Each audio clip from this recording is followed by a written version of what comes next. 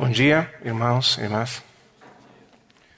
Vamos abrir as nossas Bíblias na carta do apóstolo Paulo aos Filipenses. Carta do apóstolo Paulo aos Filipenses.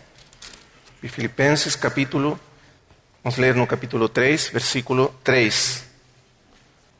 Carta do apóstolo Paulo aos Filipenses, então, capítulo 3 primeiramente, vamos ler aí, versículo 3.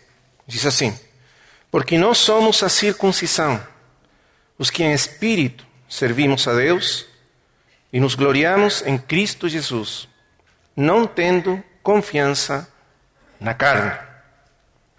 Esse é o primeiro versículo. Vamos ler também aí em Filipenses 3, versículo 17.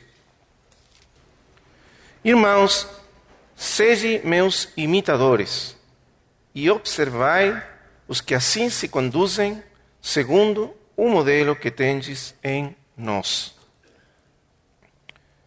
Vamos ler novamente esse versículo. Irmãos, sede meus imitadores e observai os que assim se conduzem segundo o modelo que tendes em nós. Vamos ler também a primeira carta aos Coríntios, capítulo 4, versículo 1. Diz assim: que todo homem nos considere servos de Cristo e administradores dos mistérios de Deus. Que todo homem nos considere servos de Cristo e administradores dos mistérios de Deus. E também o último versículo, 2 aos Coríntios, capítulo 4, versículo 5. Diz assim: porque não pregamos a nós mesmos, mas a Jesus Cristo como Senhor, e a nós como vossos servos, por amor de Jesus. Porque não pregamos a nós mesmos, mas a Jesus Cristo como Senhor, e a nós mesmos como vossos servos, por amor de Jesus. Vamos ler até aí. Vamos orar, fazer mais uma oração, Senhor. Amado Pai Celestial, nós somos muito gratos por estarmos juntos nesses dias, na Tua presença, ouvindo a Tua palavra. Nós precisamos tanto ouvir a tua voz, escutar as palavras da Tua boca. Nos assentamos aos Teus pés como Maria, escutando, ouvindo. Que Teu Espírito venha nos falar, venha abrir os nossos corações, os ouvidos dos nossos corações para ouvir a Tua palavra. E Ele possa escrever nos nossos corações a Tua palavra, segundo a tua vontade, no Teu amado Filho, Jesus Cristo. Amém. Amém. O primeiro versículo que nós limos aí, em Filipenses, capítulo 3, versículo 3, poderíamos dizer que é praticamente uma espécie, não é isso, mas poderíamos dizer assim, que é uma espécie de resumo, definição do que é o serviço segundo o apóstolo Paulo. O apóstolo Paulo recebeu uma graça especial de Deus para conseguir resumir, em poucas palavras, muito conteúdo acerca da revelação do Senhor. E esse aqui é um dos versículos onde ele consegue resumir muito em poucas palavras. Até nós poderíamos passar muitos dias apenas falando desse versículo e tudo que ele significa.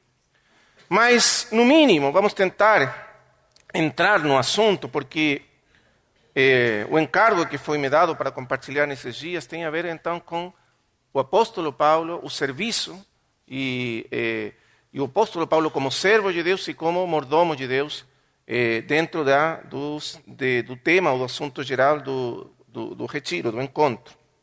Então, nós vamos falar hoje, nessa primeira sessão, sobre o apóstolo Paulo como servo de Deus. E na segunda sessão, amanhã, se Deus permitir, vamos falar do apóstolo Paulo como colaborador de Deus.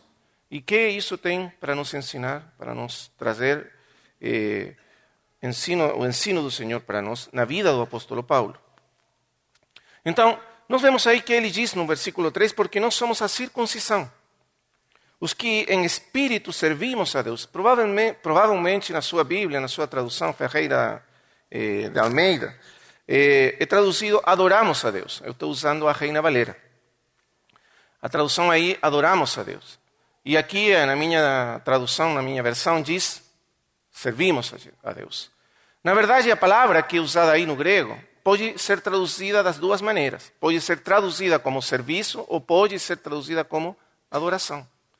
E isso é muito interessante, porque nos fala de que o serviço e a adoração estão intimamente ligados, conectados. Quer dizer, o serviço, na verdade, é uma forma de adoração. Nós servimos a Deus adorando a Deus. E o serviço a Deus realmente é adorar a Deus. Então, a palavra aí grega é latreia, que significa as duas coisas. E é interessante como o Espírito Santo de Deus usou essa palavra para nos comunicar o sentido profundo do serviço a Deus. O serviço ao Senhor Jesus. E esse serviço, então, está intimamente conectado com a adoração. Poderíamos dizer até que são as duas faces da mesma moeda. Por uma parte, serviço, por outra parte, adoração. Então, no decorrer da exposição da palavra, nós vamos tentar entender por que o serviço e a adoração estão intimamente ligados, aqui segundo o apóstolo Paulo. Nós servimos em espírito, essa outra expressão importante aí. Servimos em espírito. O espírito aqui, na minha tradução, aparece com minúsculo. Mas, na verdade, com certeza na sua aparece com maiúsculo. E eu acredito que, na verdade, aí deveria ser o espírito com maiúsculo, mas também o espírito do homem está aqui participando. Outra vez, o espírito de Deus, o espírito do homem, trabalhando juntos. E isso é o que significa o serviço a Deus, o serviço ao Senhor Jesus Cristo. É o espírito de Deus trabalhando no espírito do homem e junto com o espírito do homem. Então, esse é outro ponto importante. Não estamos expondo ainda, mas estamos tentando entender o resumo geral que o apóstolo Paulo faz do serviço. O primeiro, então, que o serviço é adoração. O segundo, que no serviço ao Senhor, a Deus, o Espírito de Deus e o Espírito do homem trabalham juntamente. No terceiro ponto, e diz, nos gloriamos em Cristo Jesus. Esse é o terceiro ponto do resumo que o apóstolo Paulo faz do serviço. Nos gloriamos em Cristo Jesus. Quer dizer que a glória do nosso serviço, a honra do nosso serviço, não pertence a nós. Não deve ser dada a nós. Porque o poder do serviço, a sabedoria para servir, a graça para servir, o poder para servir, tudo que tem a ver com os recursos e os resultados, o fruto do serviço, tudo vem do Senhor Jesus Cristo. Tudo vem dele. Então, a honra, a glória é para ele. Não é a glória para nós, mas para ele. Então, o resultado do serviço ao Senhor deve ser que o Senhor Jesus Cristo seja glorificado através dele. E no ponto final, a última frase, não tendo confiança na carne. E esse, então, é o último ponto que tem a ver com o resumo do que é servir ao Senhor, segundo o apóstolo. Nós não temos, diz ele, confiança na carne. Não dependemos dos recursos, das habilidades, dos poderes da nossa carne, da nossa natureza humana, das capacidades que estão na nossa natureza humana. Mas dependemos, como disse antes, do Espírito do Senhor, do Senhor Jesus Cristo em nós. Esse é o resumo que o apóstolo faz. Agora, por que nós estudamos a vida do apóstolo Paulo?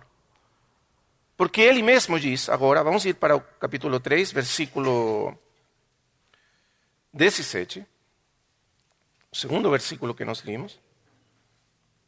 Diz assim, irmãos, sejam meus imitadores. Essa expressão do apóstolo aparece várias vezes nas suas cartas, de muitas maneiras. Ele usa essa expressão. Por exemplo, em 1 Coríntios, capítulo 11, versículo 1, ele diz, sejam meus imitadores como eu sou de Cristo. Então, a razão pela qual ele diz, nós temos que imitar o apóstolo, imitá-lo, é porque ele é imitador de Cristo. É essa a razão. Por isso ele diz aqui, sejam meus imitadores, porque eu sou imitador de Cristo. Mas veja que interessante o verbo que ele usa aqui. Que aqui na nossa tradução não conseguimos ver toda a força da expressão que está usando o apóstolo. Ele diz, sejam meus imitadores. na língua original, no grego, a expressão que ele usa aqui é muito interessante. Ele diz, literalmente, sede conjuntamente meus imitadores. O que quer dizer isso? Isso quer dizer que ele não está falando de apenas uma imitação individual. Cada um de vós, individualmente, tem que me imitar. Não. Ele diz conjuntamente. Ele está falando da assembleia, da igreja toda. Porque essa carta, logicamente, é uma carta aos filipenses, a igreja de Deus que está em Filipos. Ele está falando para toda a igreja. Todos vós, como igreja, sede meus imitadores.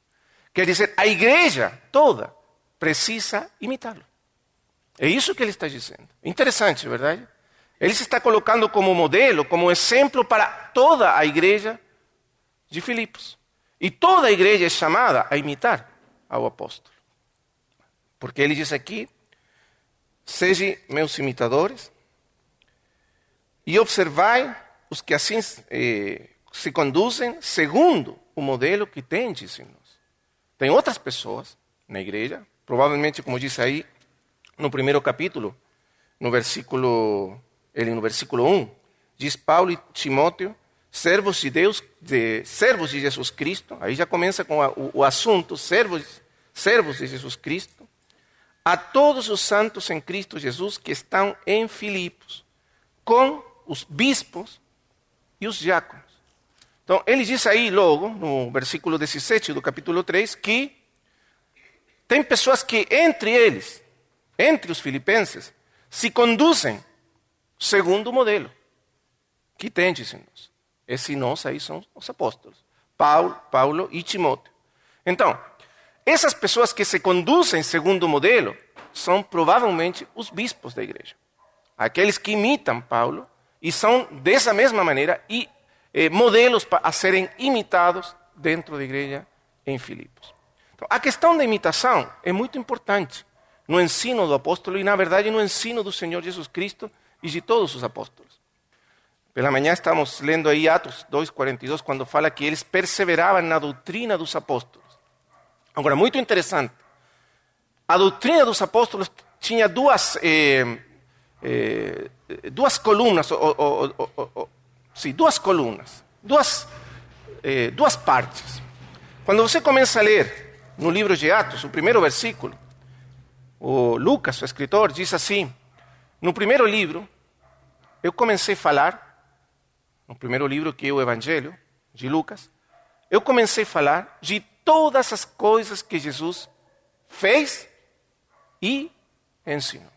Lembre essas duas coisas. As coisas que Jesus fez e ensinou.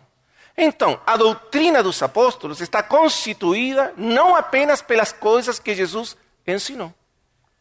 Nós tendemos a esquecer disso, porque normalmente nosso ensino está focado sobre as coisas que o Senhor Jesus ensinou. Mas Lucas é muito específico. Ele diz as coisas que Jesus fez e ensinou. As coisas que Jesus fez e ensinou constituem a doutrina dos apóstolos. Não apenas as coisas que Jesus falou, ensinou, pregou, mas também as coisas que Jesus fez. E por isso, é tão importante aquilo que o apóstolo diz aqui, de sede meus imitadores, assim como eu sou imitador de Cristo. Porque algumas coisas da doutrina não foram traspasadas, não foram passadas para a igreja através do ensino, mas através do exemplo da vida do Senhor Jesus para os apóstolos e dos apóstolos para a igreja. Então, eles não só traspassaram a doutrina com as palavras, com o ensino, sino também com o exemplo da sua vida. Assim como o Senhor também não apenas ensinou os seus discípulos com as palavras, o ensino, mas também com a vida, o exemplo da sua vida. E, novamente digo, muitas das coisas que os discípulos aprenderam do Senhor foram aprendidas olhando para o Senhor. Quando você lê aí em Marcos capítulo 3, como começou a história, vamos dizer assim, o embrião da igreja, o começo da igreja, Foi quando o Senhor chamou os seus discípulos. Aquela noite o Senhor subiu a um monte, orou a noite toda. Depois ele desceu e chamou para si, diz a Escritura, aqueles que ele quis.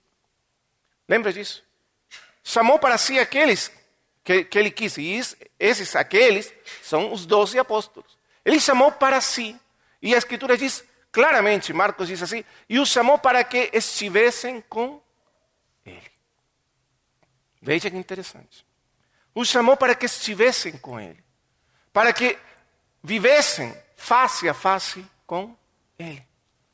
Para que olhassem sempre para ele. Para que estivessem junto com ele e aprendessem estando junto com ele. Não apenas das palavras do Senhor, mas também do exemplo da vida do Senhor.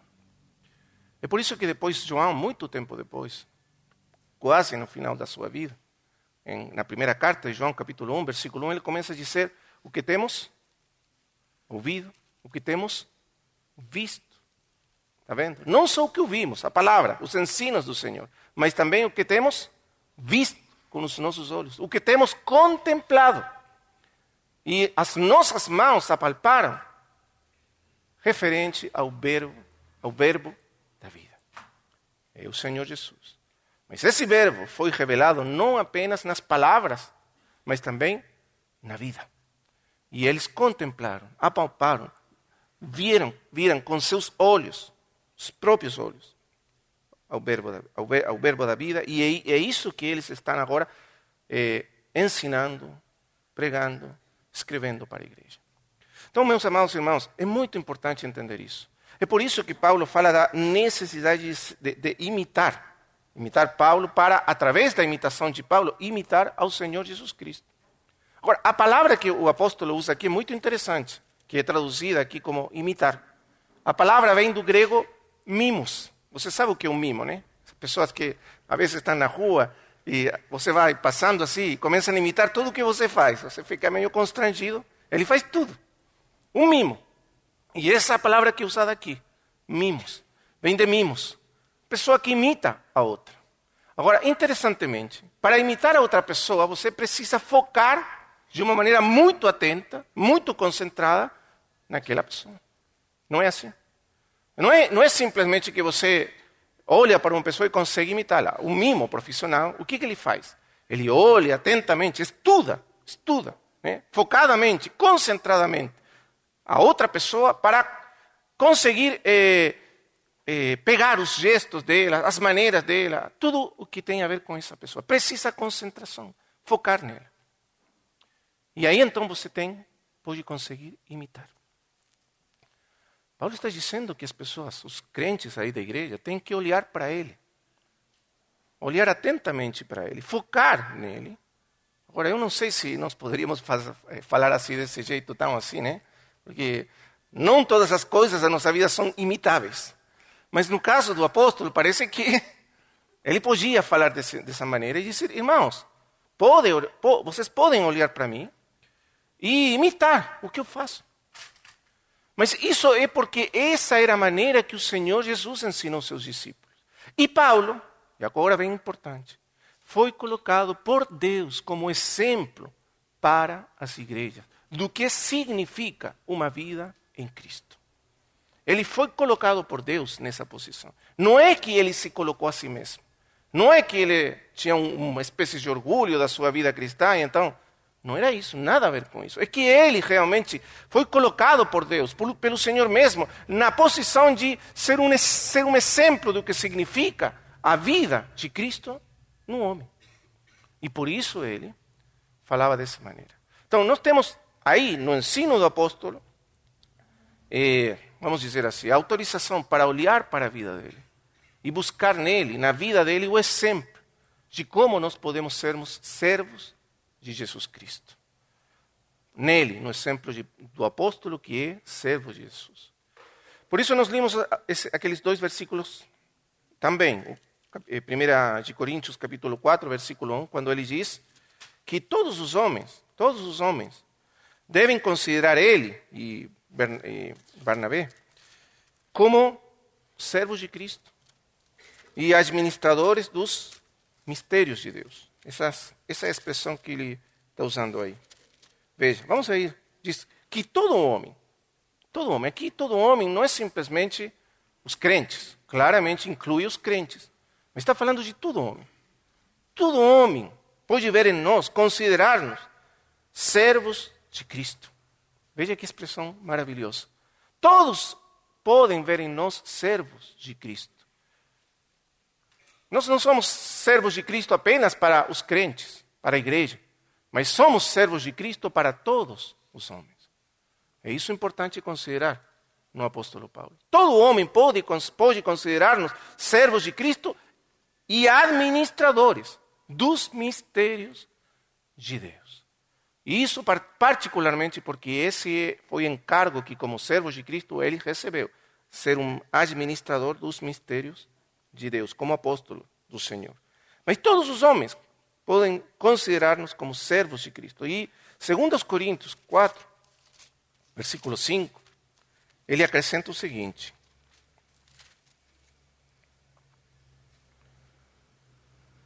porque não pregamos a nós mesmos. O foco, o assunto, o motivo da nossa pregação não somos nós mesmos. Não pregamos para para acrescentar a nós mesmos. Não pregamos para sermos nós maiores, sermos mais importantes, mais reconhecidos, mais honrados. Não pregamos nós mesmos. O propósito da nossa pregação não é sermos maiores diante de vocês. Não é acrescentar o nosso ministério. Mas o que é?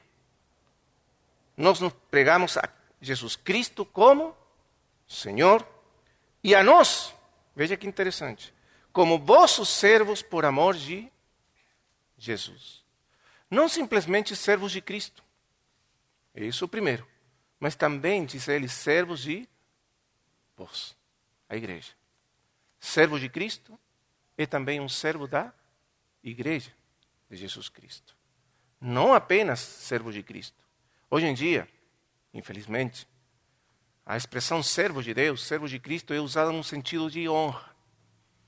Quando alguma pessoa fala aqui está o servo de Deus, quer dizer uma pessoa importante, né? Lá no Chile temos as igrejas evangélicas, principalmente os irmãos pentecostais. Eles usam essa expressão como uma expressão de honra assim máxima. Se alguém é chamado de servo de Deus, é a maior honra que um pastor ou algum ministro pode receber. O servo de Deus. Até eles usam assim, o servo, apenas o servo. Aí, aqui está o servo. Isso é uma honra muito grande, ser chamado de servo. Mas no tempo do apóstolo, ele não usou essas palavras no sentido de honra. Porque a palavra servo, como bem recordava o nosso irmão Romeu, lembrava, é a tradução da palavra grega doulos, que significa um escravo. E claramente um escravo não é uma pessoa que deve ser honrada. Né? Ninguém honrava os escravos. Então, quando ele usa essa palavra, não usou a palavra no sentido de honra, mas no sentido de humilhação, de se colocar a si mesmo na posição de humilhação, como fez o Senhor Jesus Cristo, como ele fala aí em Filipenses capítulo 2. Então, mas veja, que interessante, não apenas escravo de Jesus Cristo, mas também escravo da igreja do Senhor Jesus Cristo. Quando nós anunciamos o Evangelho, diz ele, nós dizemos para vocês, para aqueles que escutam a palavra, que Cristo é o Senhor e nós somos escravos, servos de Cristo, mas também somos servos daqueles que acreditam, que creem no Senhor Jesus Cristo. Estamos ao serviço da igreja do Senhor Jesus Cristo como escravos. Essa é a posição na qual ele se coloca. Então, claramente, não é uma posição de honra, de superioridade sobre os crentes, mas uma posição de serviço, como um escravo. Então, vendo tudo isso, vamos tentar entrar e compreender como é que esse homem, Paulo, se tornou servo de Cristo. Chegou a ser aquele servo de Cristo que logo falou assim para a igreja: sede imitadores de mim, como eu sou de Cristo, como servo de Cristo. Vamos aprender então, tentar entender como ele se tornou aquele servo de Deus, de Cristo, e como nós podemos então sermos também, olhando para a vida dele, aprendendo dele, sermos também servos de Cristo, como ele foi. Todos nós sabemos que o apóstolo Paulo foi provavelmente um dos maiores modelos de um homem que seguiu o Senhor, que foi um discípulo do Senhor, que viveu em Cristo. Para todo o tempo da igreja. Depois do Senhor Jesus Cristo, claramente a distância entre o Senhor Jesus e Paulo é infinita, mas depois do Senhor Jesus Cristo não existe uma pessoa tão importante, tão querida pelos filhos de Deus quanto o apóstolo Paulo. Porque nele nós vemos muitas das características do Senhor Jesus reproduzidas na vida de um homem como todos nós. Claramente o Senhor perfeito, único, sem comparação. É um modelo supremo, um modelo máximo para todos nós. Mas o apóstolo Paulo, sendo como um de nós, sendo um pecador como todos nós, então nós olhamos para ele e podemos ver quanto é possível caminhar seguindo o Senhor, imitando o Senhor, crescendo no Senhor, sendo Cristo formado em nós. Então, é por isso que ele resulta tão interessante para a nossa contemplação, para a nossa observação. E também porque, como poucas pessoas na história da igreja, foi um homem usado por Deus, frutífero no seu serviço a Deus. Um homem que Deus usou tanto, um homem que foi dessa maneira, o serviço dele foi frutificado pelo Senhor. Então, por isso também nós olhamos para ele, e é interessante para nós estudar a vida dele, para descobrir as chaves de por que o Senhor usou esse homem como foi usado. E como então nós poderíamos também sermos usados como servos de Deus, no sentido em que ele coloca, e no qual ele foi usado também pelo Senhor.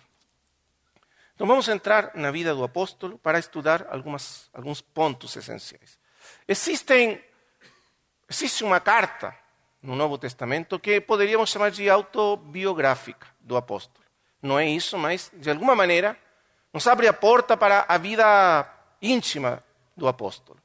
A maioria das cartas ele expõe situações da igreja, situações doutrinárias, ensinos, corrige muitas coisas, mas existe uma carta onde ele abre o coração dele, abre a sua vida íntima, para mostrar o que ele é realmente. E ele precisa fazer isso porque o seu ministério, a sua pessoa mesma, estava sendo questionada pela igreja em Coríntios. Então ele abre o coração, abre a sua vida, expõe a sua vida diante dos irmãos, para eles conhecerem o homem que Deus está usando, para eles realmente ter um conhecimento mais íntimo daquele homem que está sendo tão questionado na igreja, né? Naquela igreja específica. Então, essa é uma carta onde nós temos, de alguma maneira, uma autobiografia do apóstolo, onde ele fala da sua vida no Senhor. Na carta aos Filipenses também temos uma parte autobiográfica, principalmente no capítulo 3. E, logicamente, temos o livro de Atos, onde Lucas relata algumas coisas importantes a respeito da vida do apóstolo. Então, vamos considerar principalmente essas três fontes para estudar a vida do apóstolo e descobrir o que o Senhor tem nos a ensinar a respeito do serviço e do que significa sermos servos do Senhor Jesus Cristo. Vamos então começar com a vida dele, o começo da sua vida em Cristo. A sua vida em Cristo. Atos capítulo 9, versículo 1.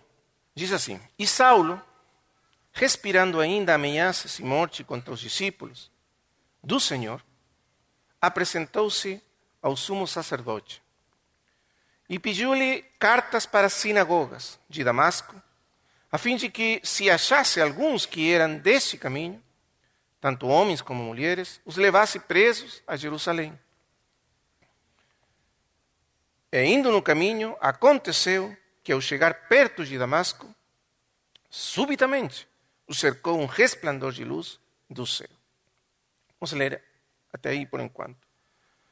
Veja que interessante o primeiro versículo. Como começa a história aqui da conversão desse homem. Como ele chegou a ser discípulo e logo servo do Senhor Jesus Cristo. Diz que ele ia para Damasco respirando, como se fosse um touro bravo, respirando ameaças e morte contra os discípulos do Senhor.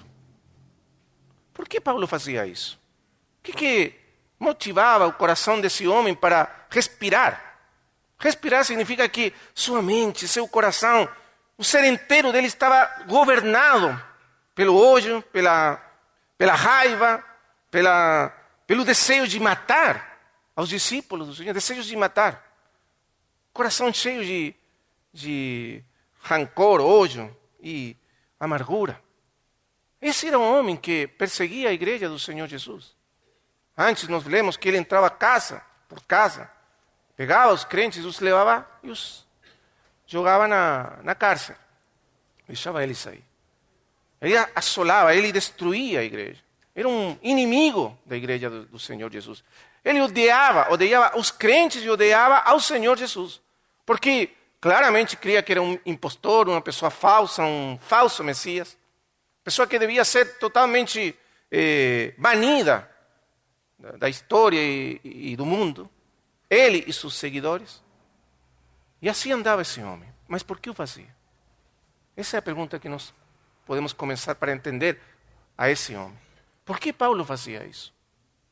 Ele diz numa outra parte que ele achava, ele diz assim, eu achava que era o meu dever era perseguir a igreja de Jesus Cristo. Era o meu dever. Por que ele achava que era seu dever perseguir, odiar, matar os crentes? Porque ele achava que dessa maneira ele servia a Deus.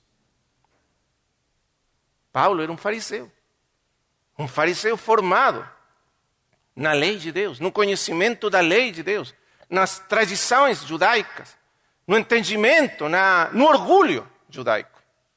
Ele estava orgulhoso de ser judeu. Ele diz numa outra parte, hebreu de hebreus. Quer dizer, um hebreu descendente de hebreus. Não uma pessoa convertida do paganismo, mas um hebreu, de sangue hebraica. E esse homem diz que ele achava que servir a Deus significava fazer o que ele fazia. Eu achava que era meu dever odiar, matar, perseguir, destruir. Dessa maneira ele pensava que servia a Deus. O coração cheio de amargura, mas acreditando que dessa maneira era um servo de Deus. E servia ao Deus de Israel. E assim ele ia caminhando para Damasco, pensando, como ele iria para pegar os crentes e até destruir a vida dos crentes.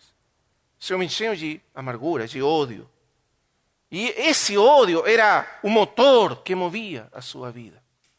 Movido pelo ódio, pelo rancor e amargura da sua vida. Mas então aconteceu, que todos nós sabemos que aconteceu.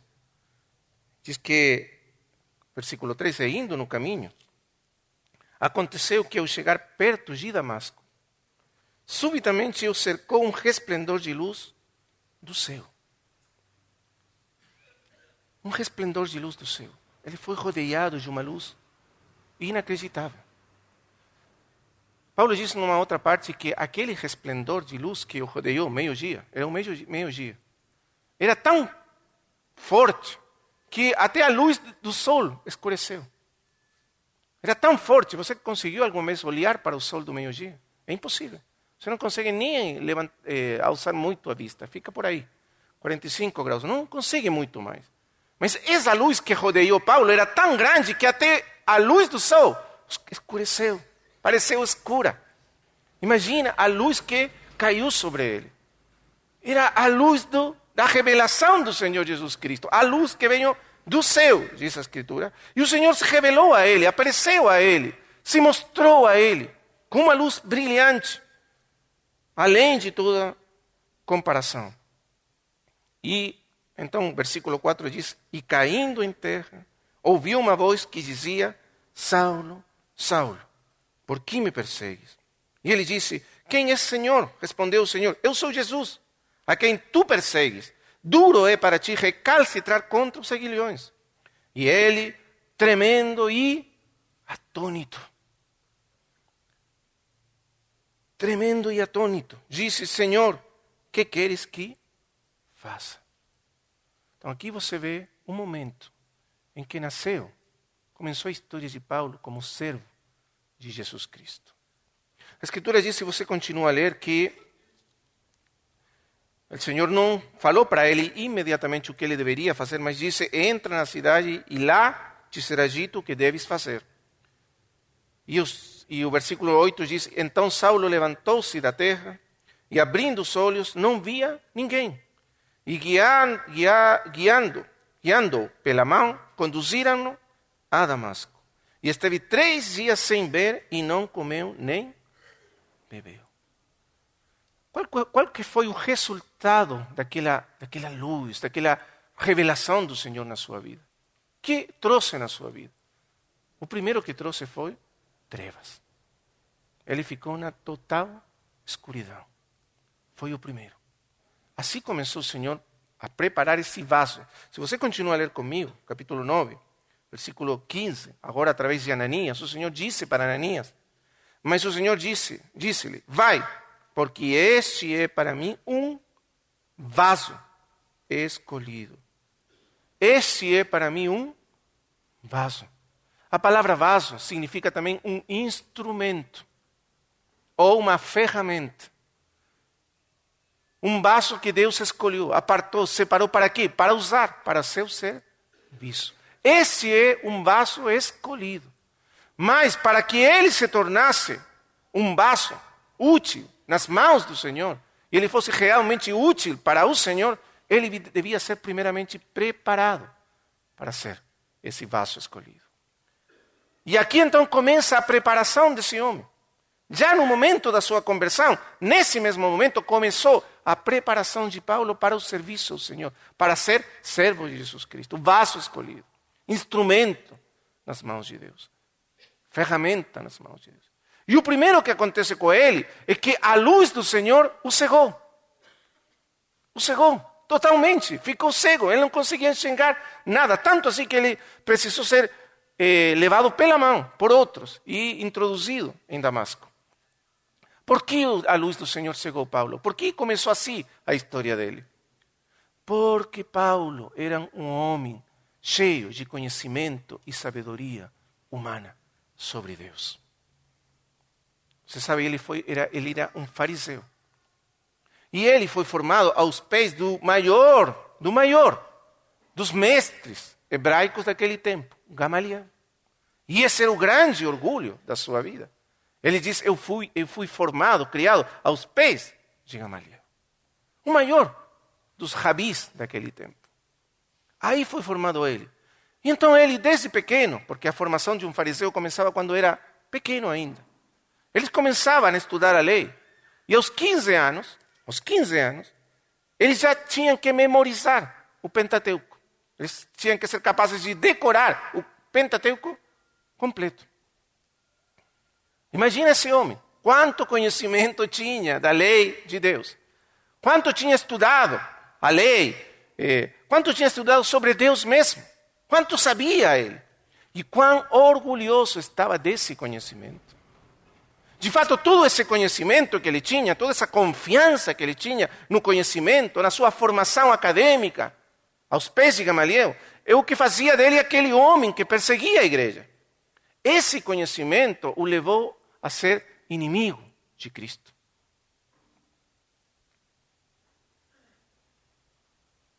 Você está entendendo? Onde começava o problema dele?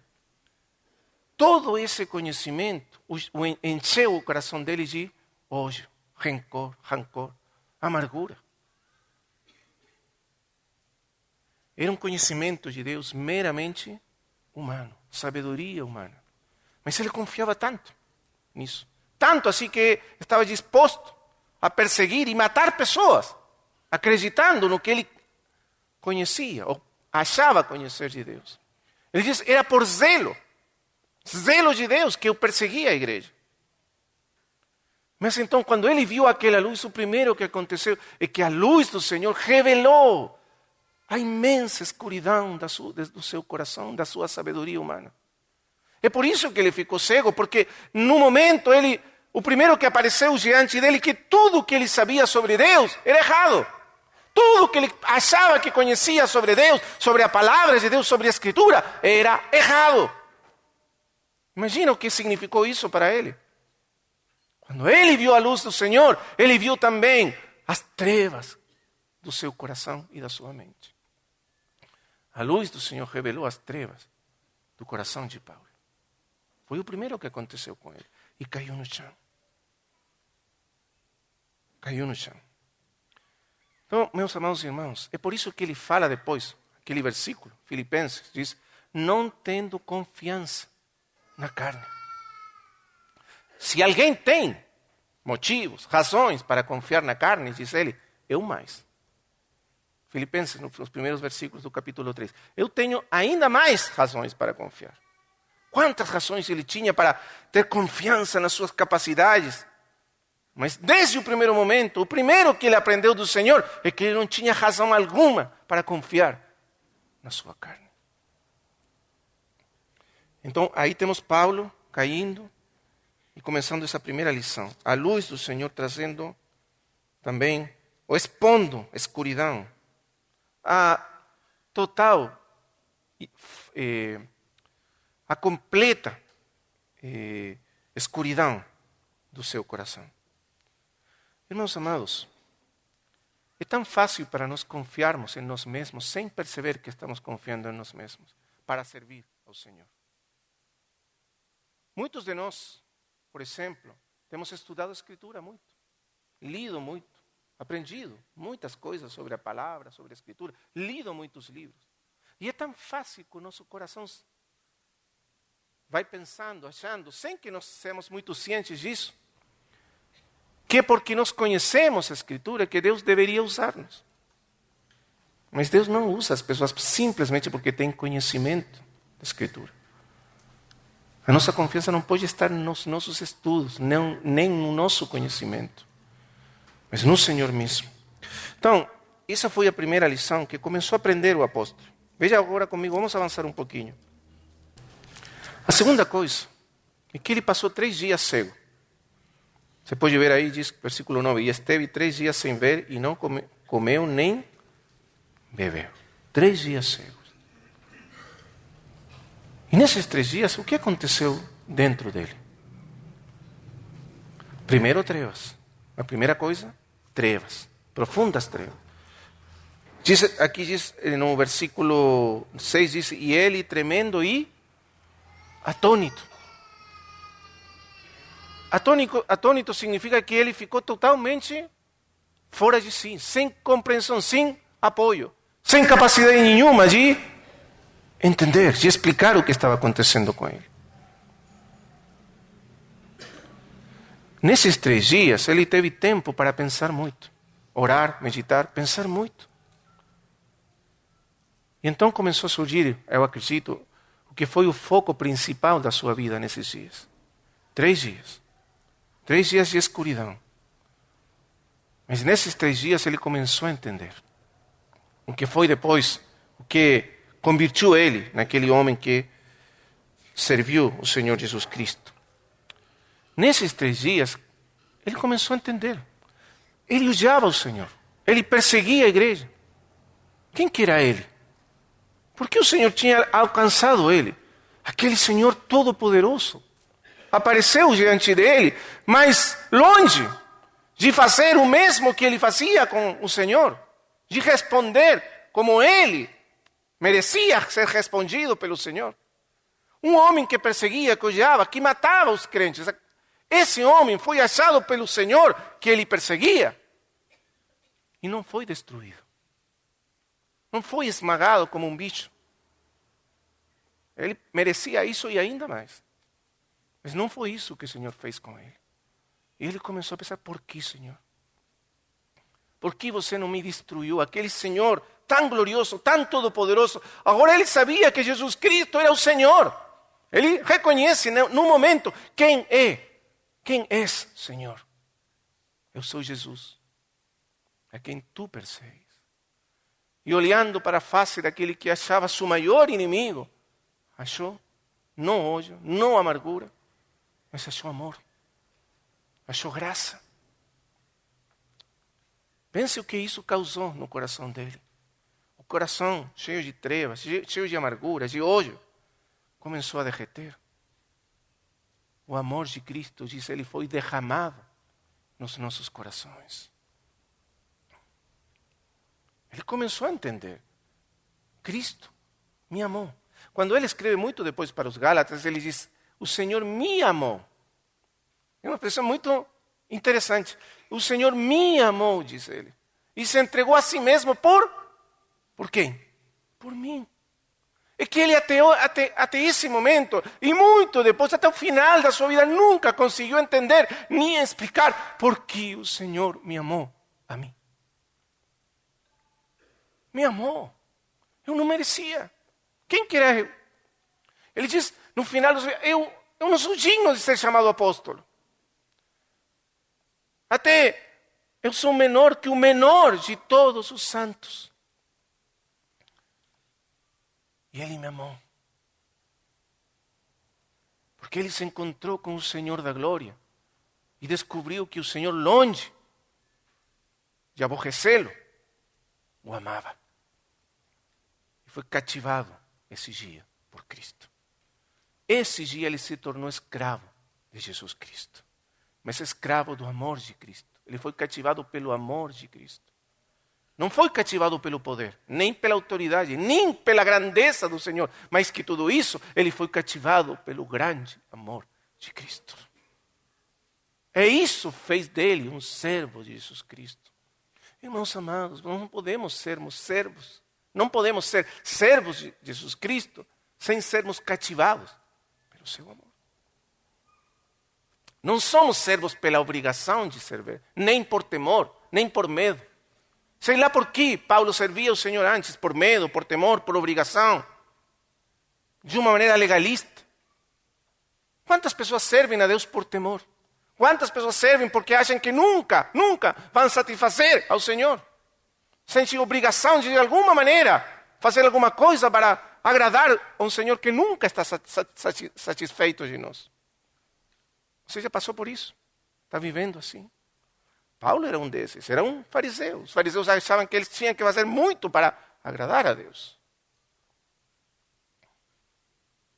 Faz um tempo eu estava lendo a história, a biografia de um servo de Deus. Um homem que Deus usou muito.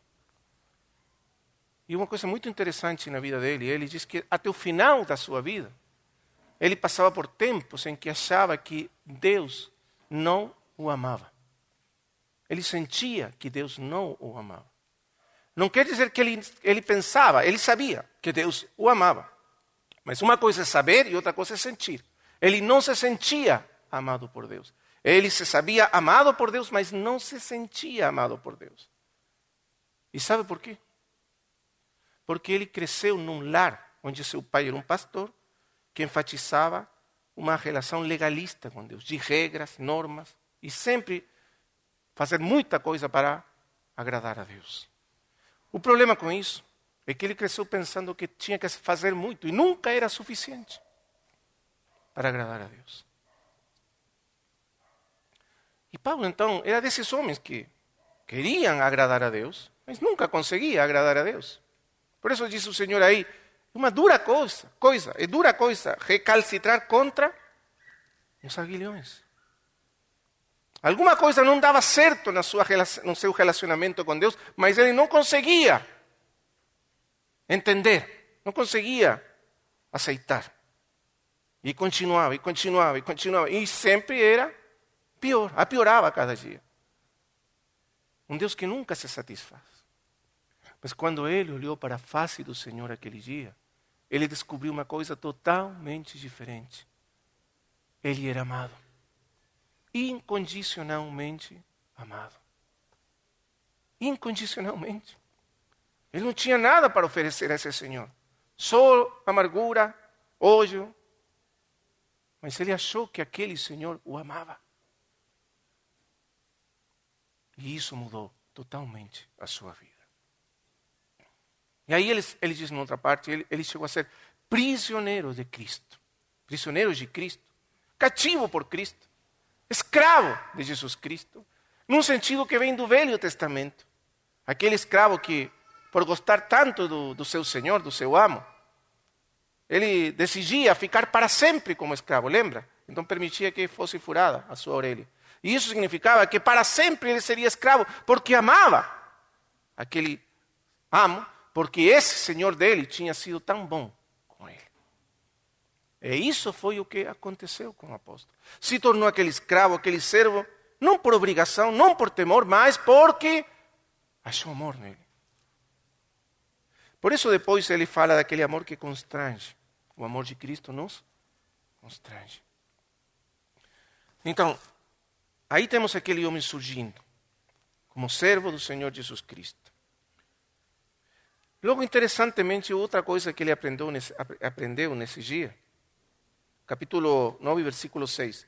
E ele, tremendo e atônito, disse: Senhor, que queres que faça? Reconhece Jesus Cristo como seu Senhor. Reconhece o Senhor Jesus sobre ele. Ele é o servo do Senhor agora, é o Senhor é quem manda, governa, é a vontade do Senhor que tem que ser feita na sua vida e mais nada. Mas interessantemente o Senhor não responde imediatamente o que ele deve fazer. Ele diz: vai, entra na cidade e lá te será dito o que deves fazer. Não aprendeu uma outra coisa importante desde o começo, que ele e o Senhor, o relacionamento com o Senhor e o serviço ao Senhor não pode ser feito sozinho. Uma grande lição. Ele não era apenas aquele homem sozinho que servia ao Senhor e seguia ao Senhor, mas desde o primeiro momento o Senhor o colocou no contexto do corpo, do seu corpo, do corpo de Cristo. Vai lá, entra, e outro irmão, Ananias, vai vir e vai te dizer o que você precisa fazer. Desde o primeiro momento, ele aprendeu que o serviço ao Senhor deveria ser feito nesse contexto do corpo de Cristo e para o corpo de Cristo. Muito bem, vamos entrar então agora, como ele agora fala de si mesmo muito tempo depois, e muitas dessas lições básicas, fundamentais, que ele começou a aprender aqui, agora desenvolvidas e levadas muito mais adiante e entendidas muito melhor na sua vida, na sua experiência com o Senhor Jesus. Então vamos a ir para a segunda carta aos Coríntios.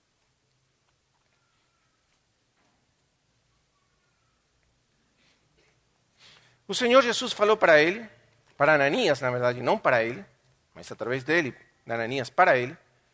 O Senhor falou assim: vai, porque esse me é um vaso escolhido, um instrumento escolhido.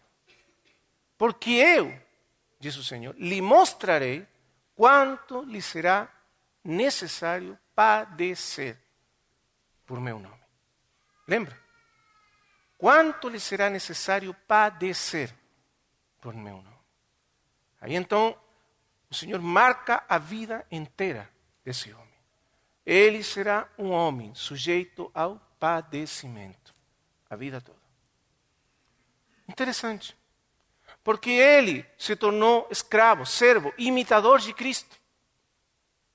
E como é descrito o Senhor Jesus Cristo? Lembra o cântico do servo, Isaías 53? Quem é o Senhor Jesus Cristo? Varão de dores.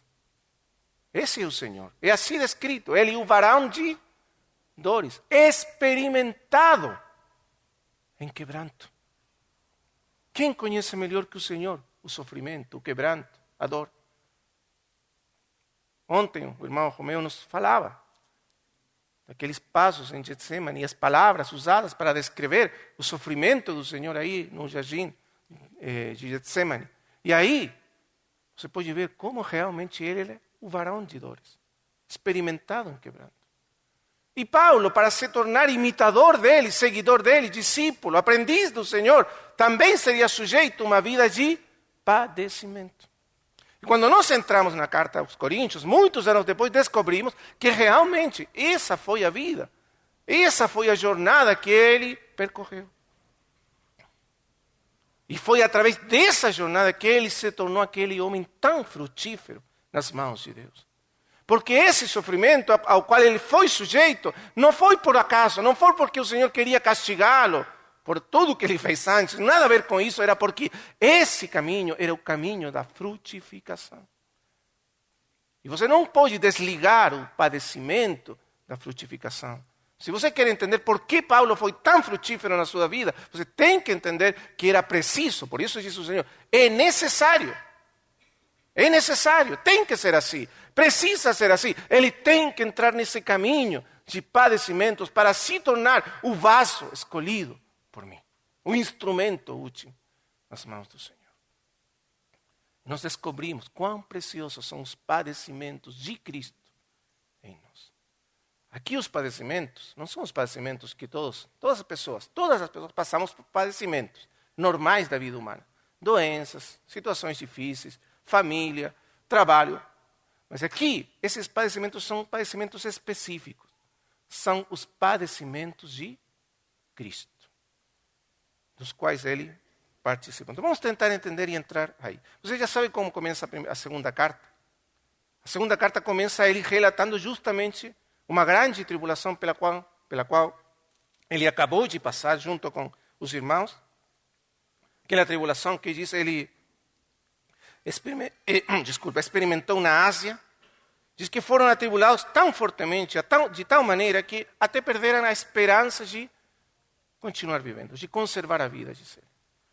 E tivemos sobre nós mesmos sentença de morte. Assim começa a história dele nessa carta. Tivemos uma sentença de morte. Sentença de morte dentro de nós mesmos. Quer dizer, chegamos a ter a certidão de que não viveríamos mais. Que a nossa vida tinha chegado ao final. Total certidão. O que nós fizemos aí? Desesperamos? Nos angustiamos? Mas aí ele diz, e aí o Senhor veio nos consolar. Aí mesmo, nessa tribulação, o Senhor veio nos consolar. E finalmente o Senhor nos livrou. E isso, essa experiência que acabou de suceder, acontecer na sua vida, serve para ele agora entrar no assunto que ele quer explicar aos coríntios. E expor a sua vida e como é que o Senhor tem formado na sua vida o caráter e o exemplo de Cristo. Antes de nos entrarmos especificamente na segunda carta, eu gostaria que nós fôssemos novamente aos Filipenses para colocar aí um fundamento a mais para entender melhor o que ele fala depois. Em Filipenses, capítulo 2, já temos lido, o irmão Romeu tem exposto essa passagem, só queria entrar apenas um ponto do que ele diz aí. Na carta aos Filipenses, o Senhor, Paulo, apresenta o exemplo do Senhor, primeiramente, como servo de Deus, no capítulo 2, a partir do versículo 5, quando ele diz, haja, pois, entre vós os mesmos sentimentos que houve também em Cristo Jesus. E aí nos mostra como o Senhor tomou aquela forma, aquele aspecto de servo e se fez obediente até a morte. Logo no capítulo 2, a partir do 19, ele apresenta o exemplo de mais dois irmãos que imitam ao Senhor Jesus como servo, que são Timóteo e Epafrodito. Duas pessoas que seguem o exemplo de Cristo, se tornando servos também.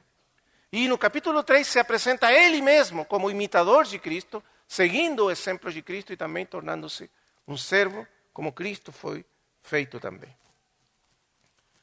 Agora, a expressão que ele usa, então, é que vamos a tentar de considerar em Filipenses capítulo 2, versículo 5. Diz assim, haja, pois, entre vós os mesmos sentimentos. Veja bem aí. Muito importante. Porque para nós sermos imitadores de Cristo, não é uma questão simplesmente exterior. Não é uma questão simplesmente exterior. Imitar os gestos, as maneiras, ou maneiras de caminhar, ou sei lá, não é isso. Não é simplesmente exterior. Não é uma questão simplesmente por fora. Imagine você que uma criança que deseja ser um grande futebolista, jogar futebol e ser como aquelas estrelas, Neymar, sei lá, um grande. Então ele quer ser. O que faz a criança normalmente para ser, achando que poderia ser como Neymar? Ela vai e compra toda a roupa que usa Neymar. A camisa de Neymar, as calças de Neymar, os sapatos de Neymar, e até corta o cabelo como Neymar, e ele fica achando que é Neymar, não é? Mas não é Neymar. O que falta? Não é uma questão simplesmente de imitar exteriormente o jeito de Neymar, até caminhar como Neymar. Mas quando ele joga bola é ruim, não é? Por quê? Porque para ser como Neymar você precisa entrar numa vida semelhante a que viveu Neymar. De preparo, treinamento, trabalho duro, entende? Até chegar a ser aquele jogador que joga dessa maneira. Não é suficiente com imitar exteriormente. Precisa entrar na disciplina da mesma vida que viveu aquele outro. Então, para sermos como Cristo, para imitar o Senhor, no sentido em que Paulo fala, imitar, não é simplesmente tentar pegar. Você pega a Escritura e lê, o Senhor fez isto, fez aquilo, eu vou fazer o mesmo. Você não vai conseguir fazer o mesmo. Você tem que entrar numa vida similar, semelhante à vida do Senhor Jesus. No caminho dele, na jornada dele, na disciplina dele, na forma dele. Se tornar um discípulo dele. Por isso falamos que o primeiro, que o Senhor não apenas ensinou com as palavras, mas também com o exemplo. E como se faz isso? Agora bem importante, como se faz isso? Nós não temos o Senhor hoje em dia para assentar-nos, olhar para Ele, aprender dele, como foi com os apóstolos. Mesmo Paulo não tinha o Senhor dessa maneira. Paulo nunca conheceu o Senhor nos dias da sua encarnação. Paulo chegou depois. Ele também não teve esse acesso direito ao Senhor. Mas como é que ele se tornou aquele aprendiz, aquele imitador tão excelente do Senhor Jesus Cristo? Como é que ele fez isso então? Se não tinha o Senhor aí, como Pedro, João e tantos outros. Como foi isso possível? Então ele nos diz aqui como é que foi. Olhe bem, diz assim, versículo 5. Haja, pois, entre vós os mesmos sentimentos. E aí está a chave. Essa palavra aí, os mesmos sentimentos que houve também em Cristo Jesus. Infelizmente, a palavra sentimentos aqui não é uma boa tradução, porque não traduz tudo o que o apóstolo está dizendo. Não é que seja ruim, mas não consegue traduzir tudo. Tem outras traduções que dizem, haja, pois, em vós a mesma mente. Também faz parte.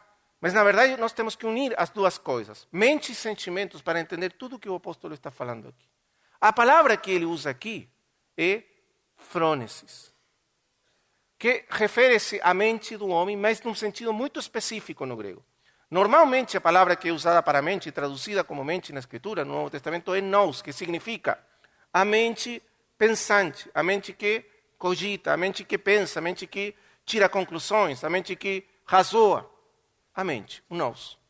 Mas essa palavra aqui significa outra coisa. Significa o hábito constante da mente e do pensamento. Frônesis.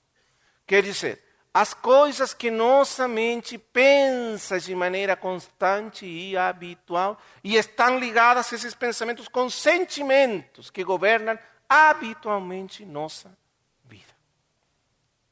Lembra Paulo indo para Damasco? Qual que era a mente de Paulo quando ia para Damasco?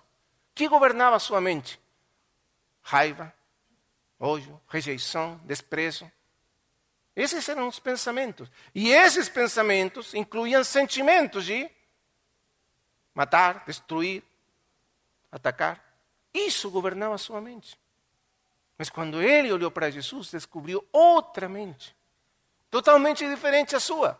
Ele viu a mente de Cristo para com ele, como Cristo o amava, como Cristo respondia com amor às ameaças e o ódio que ele sentia.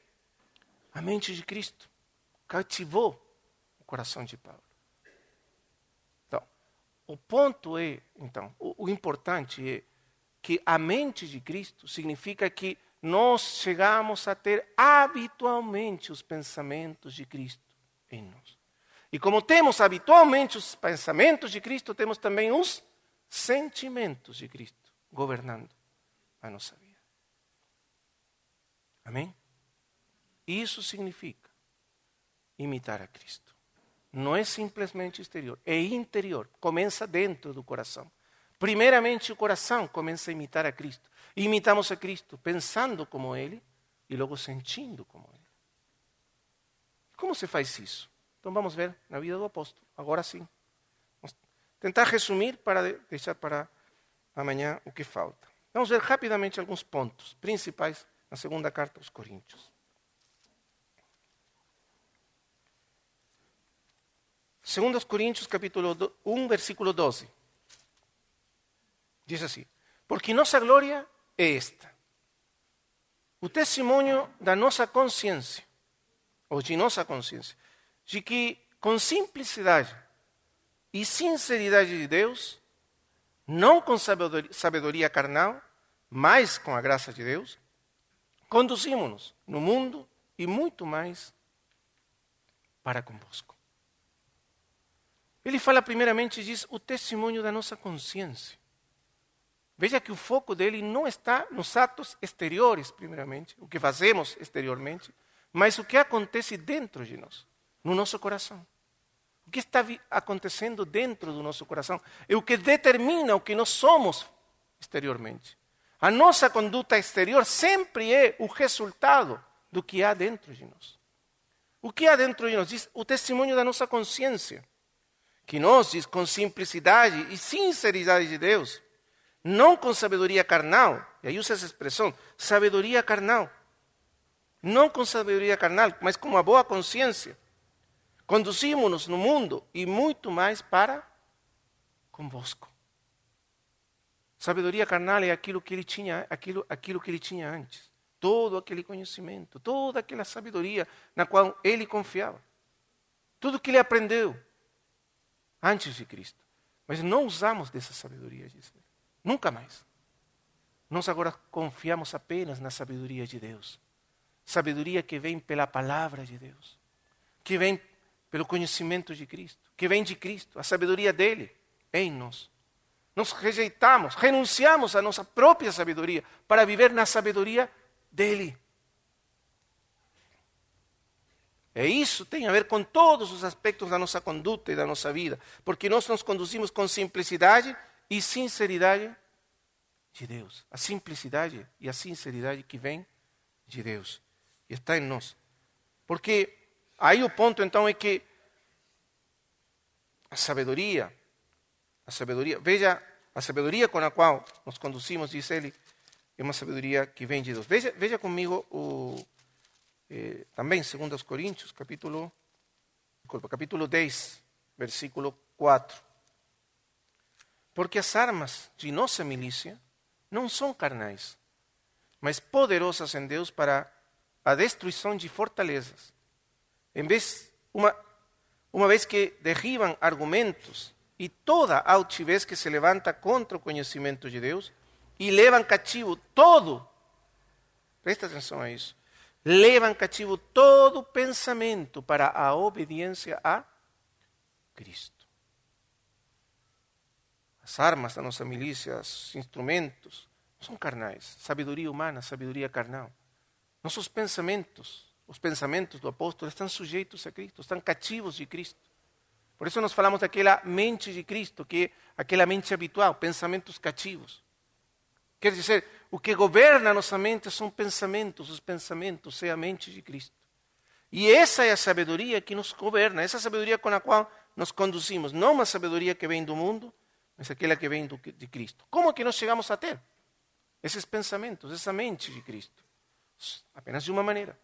É pela ação constante, permanente da palavra de Deus nos nossos pensamentos. É quando aprendemos a pensar, quando nossa mente é conformada, reconstruída pela palavra de Deus. Então nós chegamos a ter essa sabedoria da qual o apóstolo fala aqui. Logo depois, no capítulo 3, versículo 18, primeiro vamos ler o capítulo 2, versículo 17. Diz, pois não somos como a maioria que trafica com a palavra de Deus, mas que com sinceridade, como de parte de Deus e diante de Deus, falamos em Cristo. Não somos como a maioria que trafica com a palavra de Deus, mas que com sinceridade, como da parte de Deus e diante de Deus, falamos em Cristo. Não somos como a maioria que trafica. Que estranha essa expressão, né? Qual será essa maioria que trafica com a palavra de Deus no tempo de Paulo? Não sabemos. Numa outra parte ele fala de aqueles falsos apóstolos que se aparentam ser, ou que são como o mesmo diabo que se disfarça, como anjos de luz, e fala daqueles homens, numa outra parte da carta. Mas aqui ele diz que alguns traficam com a palavra de Deus.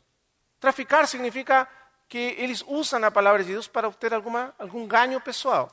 Usam da palavra para tirar vantagens pessoais. Mas ele diz aqui, não somos como esses, sim, mas com sinceridade.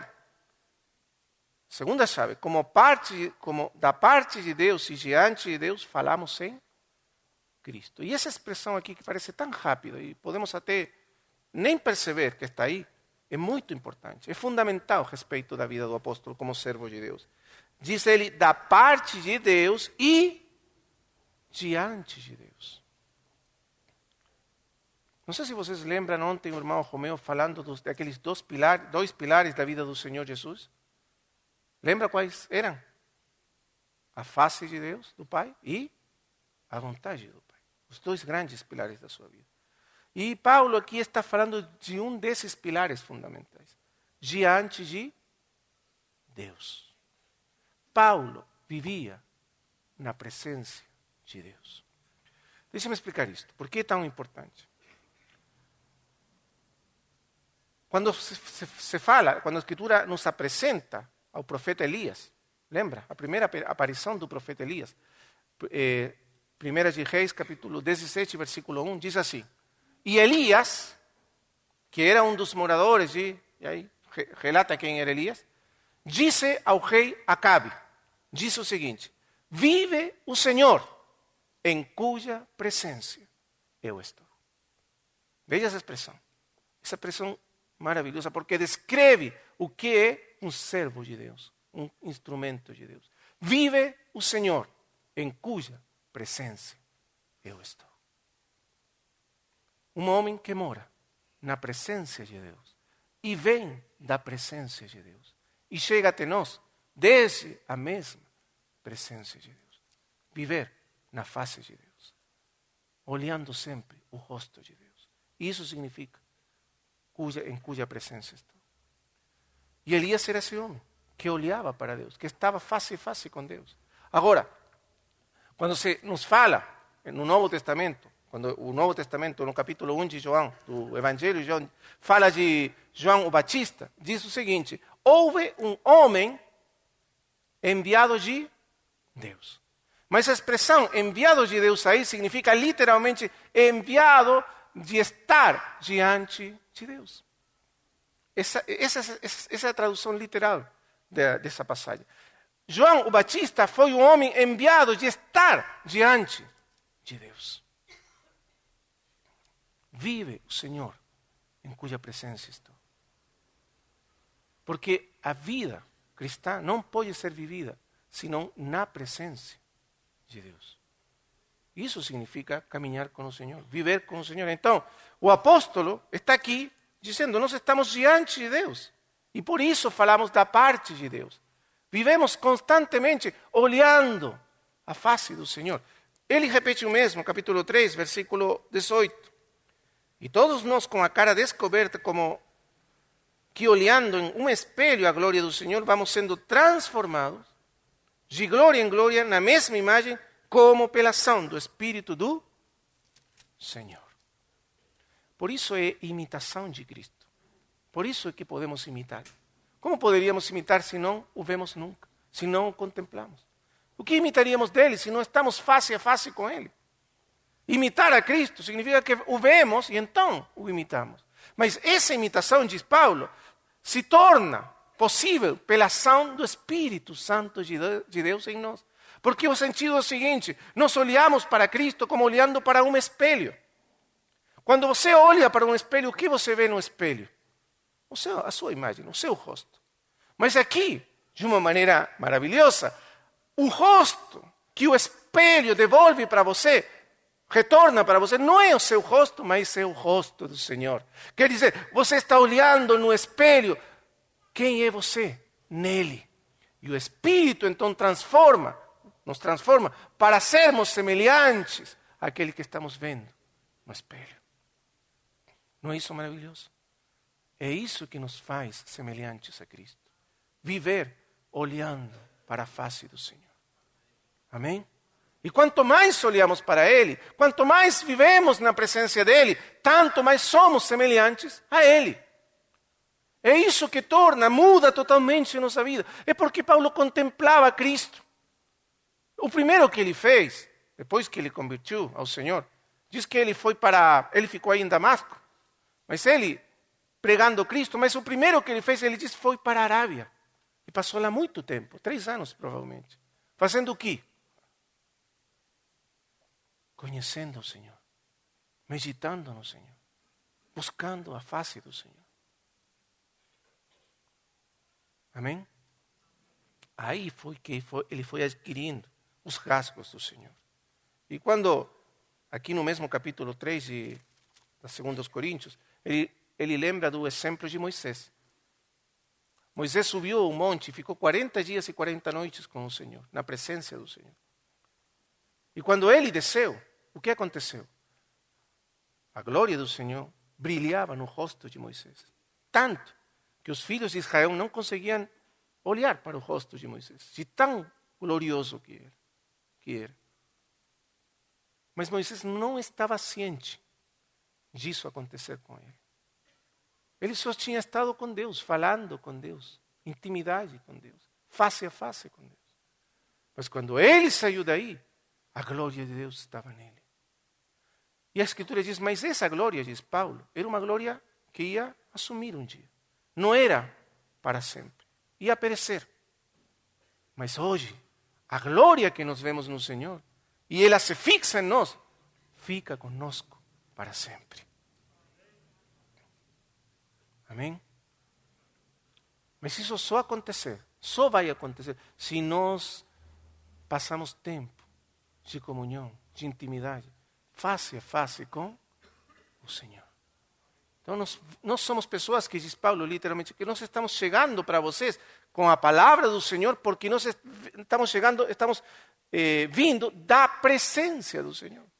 E por isso temos a palavra do Senhor para vocês. Servos de Deus, que vêm de estar com Deus, na mesma presença dEle, face a face com Ele. Amém? Vamos encerrar por aqui hoje. Vamos fazer uma oração ao Senhor. Amado Pai Celestial, nós somos muito gratos pela Tua palavra.